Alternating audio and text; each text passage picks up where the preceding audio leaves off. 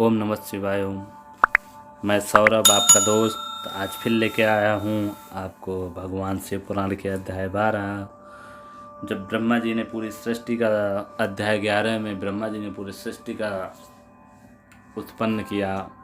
बैल बनाए, सिंह बनाए, जानवर बनाए, मनुष्य बनाए, कीड़े मकोड़े, स्त्री को उत्पन्न किया।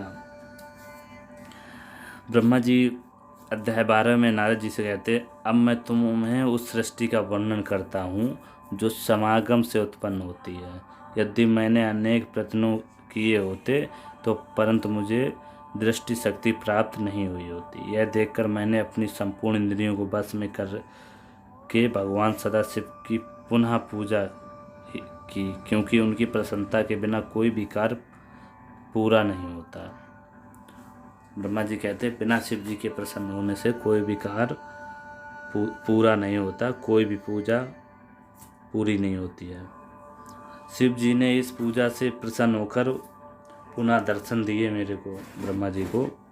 उस समय उनका शरीर अर्धांगी था, यानी कि आधे कपड़े पहने थे, अर्धनग्न था। अर्थात उनके दाहिने और आधे भाग में तो सदाशिव का पुरुष शरीर था और बाईं और आधे भाग में महारानी जगदम्बा जी का स्त्री स्वरूप था। आधे नतमस्तक पर जटाएं थीं और आधे पर घुंघराले सुंदर केश थे, बाल थे सुंदर से। एक ओर ललाट पर त्रिपुंड लगा हुआ था और दूसरी ओर बिंदी चमक रही थी। एक ओर डमरू की ध्वनि थी, दूसरी ओर घुंघरू का मधुर स्वर था। भगवान ब्रह्मा जी बोलते हैं, हे नारद, भगवान सदाशिव के इस स्वरूप को देखकर मैं अत्यंत प्रसन्न हुआ। ब्रह्मा जी कहते, मैंने उन्हें दंडवत प्रणाम किया, प्रार्थना की और मेरी स्तुति सुनकर भगवान सदाशिव हंसते हुए बोले, हे ब्राह्मण, तुमने जिस मनोरथ की प्राप्ति के लिए इतना कष्ट भोगा उसे हम जानते हैं। तुम हमारी अभिलाषा अधिक संतान उत्पन्न करने की है। वो बोले, भगवान तुम्हारी अभिलाषा अधिक संतान उत्पन्न करने की है। इतना कहकर भगवान सदाशिव ने शक्ति से अलग हो गए। उस समय मैंने शक्ति की महिमा का वर्णन करते हुए कहा कि हे महारानी, मैं आपकी आज्ञा से सृष्टि उत्पन्न करने की चेष्टा की है, परंतु वह अधिक नहीं बढ़ी। हे अम्बे, अब मैं कामदेव के आश्रय से सृष्टि उत्पन्न करना चाहता हूँ और आपसे यह वरदान मांगता हूँ कि मेरा मनोरथ पूर्ण हो। हे जगदम्बे, आप दक्ष की पुत्री के रूप में अवतार ग्रहण करें। मेरे मुख से निकले हुए इन शब्दों को सुनकर भगवती महामाया ने पहले तो भगवान सदाशिव की ओर देखा, अब फिर मुझसे ये कहा, हे ब्राह्मण, मैं तुम्हारी पौत्री के रूप में जन्म लूँगी और मेरा नाम सती होगा।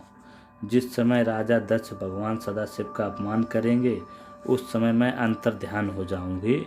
इतना कहकर वे शक्ति स्वरूपा जगदम्बा पुनः शरीर सदाशिव के शरीर में संयुक्त हो गईं।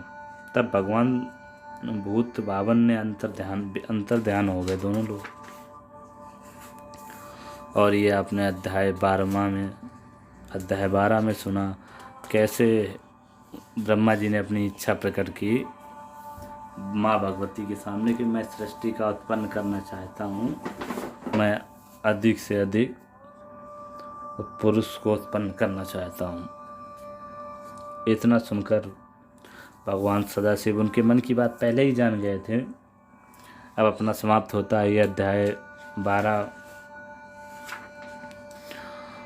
और जगदम्बे माता फिर अपने भगवान सदाशिव के शरीर में विराजमान हो जाती हैं और इसके बाद दोनों लोग अंतर ध्यान हो जाते हैं। ओम नमः शिवाय ओम। अब हमारा अध्याय 12 समाप्त हो चुका है। अब अध्याय 13 की ओर बढ़ेंगे अगले वीडियो।